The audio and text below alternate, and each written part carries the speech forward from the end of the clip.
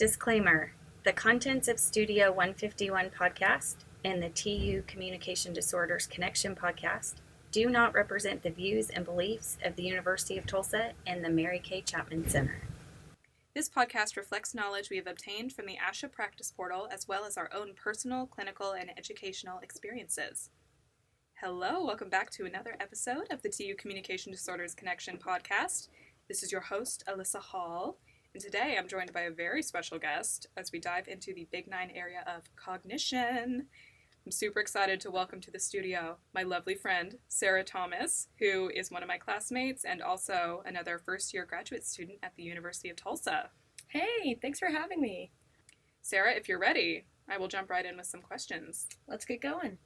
All right, Sara, to start us off, let's start thinking, pun intended, about how we would define cognition as a whole. Can you define cognition for me? Cognition generally describes knowing and awareness. This can involve the processes of perceiving, conceiving, remembering, reasoning, problem-solving, and other processes.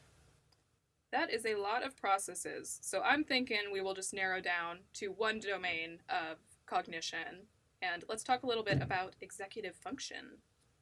Sara, can you break down for us what executive function is, and then also how it contributes to a person's communication abilities? Yeah, so executive function is localized but not entirely limited to the frontal lobe or prefrontal cortex. It describes a collection of cognitive skills which, when working together, allow an individual to plan tasks, complete tasks, and communicate with others. Some key cognitive processes associated with executive function are working memory and cognitive flexibility. Other aspects such as attention and awareness are very important to the way we communicate. If you're not able to regulate which stimuli you pay attention to, it will be difficult to ignore those external factors as you're trying to craft and communicate a message. Flexibility can be impaired with executive function deficits if one communication situation doesn't go as planned. Someone with typical executive function skills can pivot and adapt to the situation with a new approach. In a conversation where you can't anticipate how your partner will respond or react, lack of flexibility can lead to a communication breakdown. If your ability to organize, coordinate, and plan your speech and language is impaired, it can take a larger cognitive load to communicate effectively. This can impact the energy and motivation an individual has to communicate with others. This is all happening in someone's head. It manifests a lot in their behaviors and the ways they're communicating, whether through their words or other actions. Sara, if we're concerned that a child may be experiencing executive function deficits, what are some signs we can look out for? The signs you want to look for are lack of attention, regulating emotions, impulsiveness is another big thing that occurs, and awareness to your surroundings. So at home, this can happen, or they're getting dressed and getting themselves ready for the day. It may manifest in either the inability to follow the routine or an inability to regulate their frustration associated with the routine, which is difficulty with planning and executing that plan. Yeah, it's like a super common scenario. The rituals of getting ready for the day. Mm-hmm. I imagine also just routines throughout school, putting materials away, getting stuff ready for your backpack. Any kind of situation where it's not going according to plan can be really difficult to adjust to for kids with executive functioning deficits. Yeah, especially if teacher assigns an assignment that wasn't planned for the semester, it can really disrupt those children with executive function difficulties. Yeah, and even just an assignment that is expected. Think of how many smaller processes are involved with completing something. Yeah. Like making a time estimate for how long something is going to take, making a plan in your head of what steps you're going to take. Yeah. And we do a lot of that without even thinking about it consciously. But yeah. For someone who has some executive functioning deficits, that can look like mm-hmm. a lot more involved and arduous process and take a lot more energy. Sara, what are some populations that are affected by deficits in executive functioning? So you can see it in any age, typically with people who have had an acquired brain injury or have ADHD or autism, those who are deaf or hard of hearing.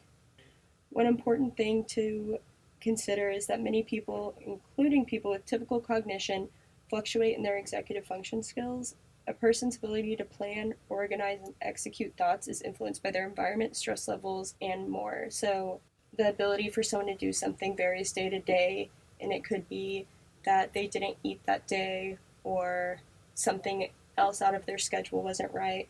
It can depend on a lot of other things. Yeah. So pulling it back to that big 9 SLP areas, what is an SLP's role in addressing some of these executive functioning deficits? So an SLP may be involved in identifying, screening, assessing, treating, counseling, and promoting positive outcomes for clients with executive dysfunction. It can arise from a variety of diagnoses. Often these clients are served by a variety of professionals. There's a lot of interdisciplinary collaboration with educators, physical and occupational therapists, psychologists and counselors, audiologists, and more can ensure the best and most client-centered care. Communicating with parents and caregivers is also very important to individualizing intervention and ensuring strategies will carry over into daily life. Yeah, because a major goal of your intervention is giving clients strategies that they can apply independently in school or at home, because think about the amount of time they're spending with a speech pathologist versus the amount of time they're spending out there in the world communicating and planning and organizing their thoughts. You're going to get the best results, not just if they're able to work through some of their strategies independently, but also if they're motivated to continue using strategies that they have seen are helpful and beneficial to them. Okay, so Sarah, one of the reasons it's good to have you here today, I know you have a bit of a particular special interest in not just cognition, but specifically TBI, traumatic brain injury, both in your graduate research you're pursuing and some of the experience you will have this semester working with the Concussion Center on campus. Can you speak to us a little about how TBI specifically impacts cognition and executive function? Yeah, so my research is about collegiate athletes after experiencing a concussion returning to learn. And obviously learning is a huge part. You need cognition and executive function to do those things. So we want to see what it's like as they're returning to learn and getting that help while their cognition and executive function is kind of healing with their brain. When a person has a TBI, there was damage to the brain, so that can cause problems with attention and a lot of impulse behaviors, specifically with saying things, depending on where the damage was to the brain. That usually occurs if you have a right hemisphere injury. Typically on the left is word finding difficulties, where you have trouble planning and just organizing your thoughts, paying attention to things, and that goes into your executive function. When an individual has a TBI, that's what we're really focusing on, is so that they can independently function and have easier day-to-day. It's really important that when someone has a traumatic brain injury, they need to be aware that if it doesn't go their way, there's going to be other ways to solve that problem. I really like that you've chosen to look at this through the lens of being a student, already a season of life when there's so much planning and organizing that you have to be so intentional about. As a student with ADHD, I understand what partly these people are undergoing, and luckily I got diagnosed when I was really young, so I was able to cope with it and kind of learn my struggles. So attention is not my thing. I am not good at paying attention. I jump topic to topic a lot. Impulsivity, if I want to buy something, I do it. I don't think about it. But organizing, it's hard for me to clean unless I'm super stressed out, because I know where everything is in the mess, and so I don't need to clean it. So it's that organizing of things because it's changing where it was. But yeah, regulating how I feel can sometimes be hard because little things can feel really big when they don't need to be. And I would say I'm pretty aware of reading the room. I think I can read a room well. Mm-hmm. So my biggest executive function deficits are attention and planning, 1000%, and time management. All very important ones for school. Yes. I'm curious, what are some of your strategies that you use to manage some of the symptoms you experience?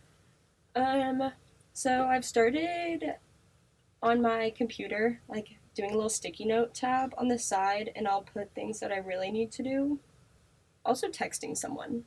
Because once I text it to someone, then I'm like, oh yeah, I need to do that. Like the accountability of it or something? Yeah.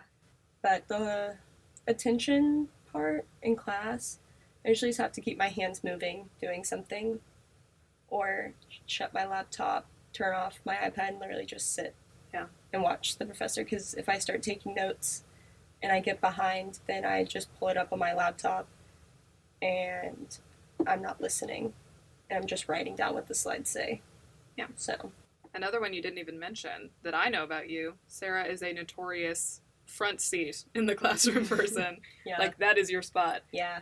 And so I can imagine being up there a little closer to the action Mm-hmm. helps you stay a little more engaged. Is that true? Yeah. Preferential seating, it helps a lot whenever I'm needing to focus on something. But the downside is that I get called on, and that makes me nervous. And so not sitting in the front, that's probably the biggest downside. And when I have to get up to go to the bathroom. It is nice for paying attention. And I guess getting called on isn't all that bad because then it shows what I was paying attention to. But sometimes it's a little intimidating when you don't know the subject very well and you're expected to answer a question. Well, as someone who is a notorious back row of the classroom person, I admire your courage. I admire yours for sitting in the back. That's impressive.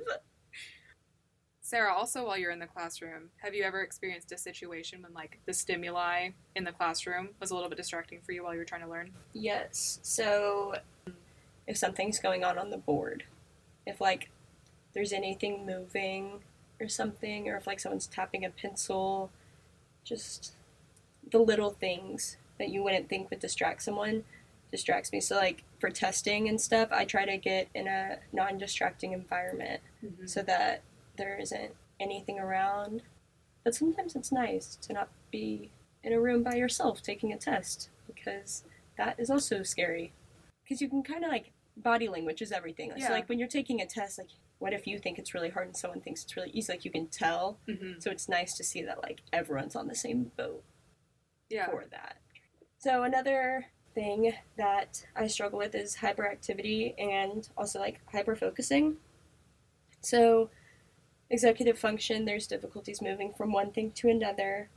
So if something is wrong and it's not your normal, it's difficult to move on. So one thing I really experience this with is if I'm trying to do, like, a PowerPoint or something and I want to make it animated, but it's not animating in the way I want it to and something's wrong, instead of moving on and being like, oh, I'll go back to this once I finish everything else, I'll spend hours and hours and hours on it to the point that everything after that isn't going to be done well because I spent the time I planned to do the whole presentation on an animation. And hyperactivity, I just like to be moving a lot. I don't sit with my feet on the floor in classes. I sit leaning against a wall with my legs crisscrossed. I'm always moving in some capacity.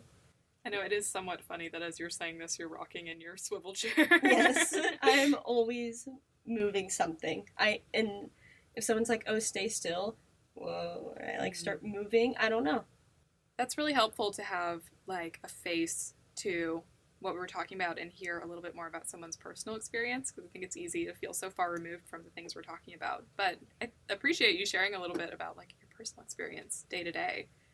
All right, I think with that, Sarah, we will wrap up our little interview for today. I want to thank you so much for joining us in the studio. Oh, thanks for having me. I had a really great time, and I hope you guys learned something. I truly did learn something. With that, we are going to let you all go. I want to thank you for listening into this episode. I hope you will join us in the next one. For further information or podcast ideas that you'd like to share with us, please reach out at 918-631-2504. We would be happy to chat with you. Thank you, Studio 151, for letting us record. We look forward to recording future podcasts. Remember, communication is not just about words. It's about understanding, empathy, and connection. Until next time, keep listening, keep learning, and keep communicating.